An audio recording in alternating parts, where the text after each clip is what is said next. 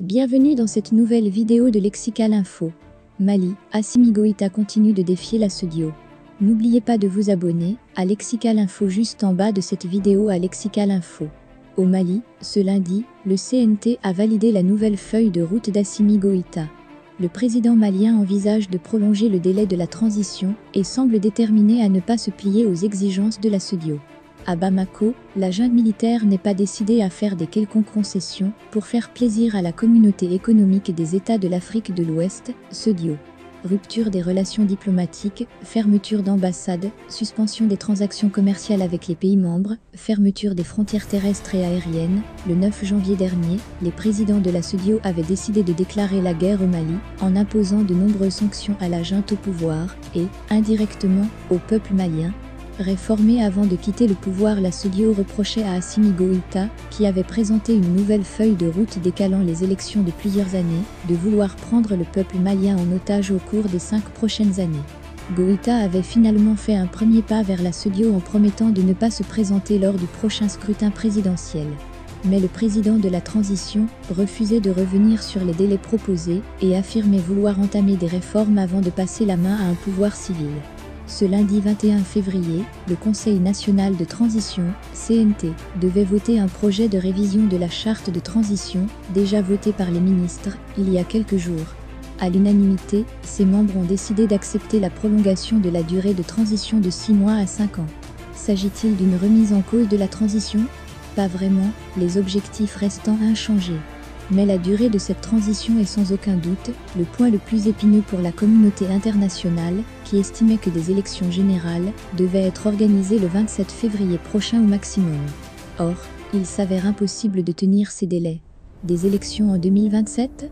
Le délai pour organiser des scrutins au Mali pourra être étiré de 6 mois à 5 ans. Le CNT indique par ailleurs que la transition prend fin après l'élection présidentielle organisée par les autorités de la transition, soit au plus tard en 2027.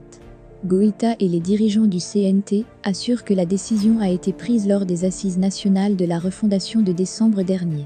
Reste désormais à savoir comment réagiront les États membres de la SEDIO. Nul doute que l'instance ne lèvera pas de sitôt les sanctions imposées au Mali.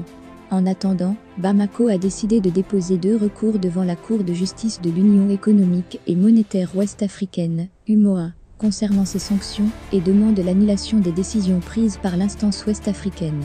Bamako déplore les effets gravement préjudiciables à l'État du Mali, aux populations maliennes et africaines vivant au Mali. Ces recours ont-ils une chance d'aboutir? Rien n'est moins sûr. Mais Assimi Goïta et le CNT semblent déterminés à ne pas céder face aux pressions des autres États ouest-africains, ni même à quelques opposants politiques qui ont décidé, en mars prochain, de ne plus reconnaître le CNT.